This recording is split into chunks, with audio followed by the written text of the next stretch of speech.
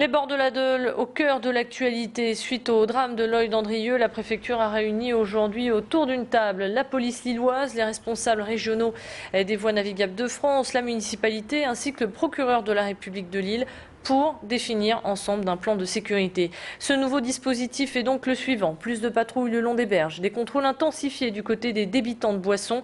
Les bars devront respecter les horaires de fermeture et les automobilistes seront aussi soumis à des contrôles d'alcoolémie. Emmanuel Michel a assisté à cette réunion de crise, l'occasion pour nous de faire un point sur l'enquête avec le procureur de la République. J'ai demandé aux enquêteurs de se mobiliser. 11 enquêteurs de la brigade criminelle de la police judiciaire travaillent d'arrache-pied sur ce dossier pour comprendre ce qui s'est passé. Et nous souhaitons avoir des résultats rapidement. C'est ce que je leur ai demandé.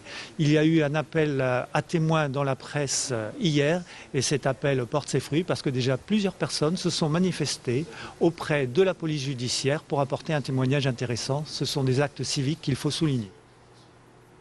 Alors, toutes les mesures prises aujourd'hui et que l'on a évoquées précédemment ne sont pas assez suffisantes pour certains. Le groupe des élus lillois de l'opposition, l'Union pour Lille, s'est réuni également cet après-midi et a jugé ces actions inefficaces car aucun aménagement concret n'est prévu.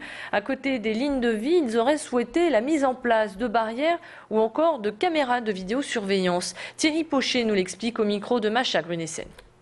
Roger Vico, l'adjoint à la sécurité, disait on ne peut pas mettre 10 ou 20 policiers autour des berges de la Deûle. Il a raison, ça n'est pas possible 24 heures sur 24. Par contre, on peut peut-être mettre une personne derrière des écrans qui surveille à certaines heures de la journée. On va dire plutôt la nuit si vous voulez. Et ça pourrait permettre éventuellement d'abord de prévenir, si on le voit ce qui se passe, d'éviter que quelqu'un tombe éventuellement, si on voit quelqu'un tituber au bord de la Deûle, la personne peut toujours éventuellement appeler une équipe de police.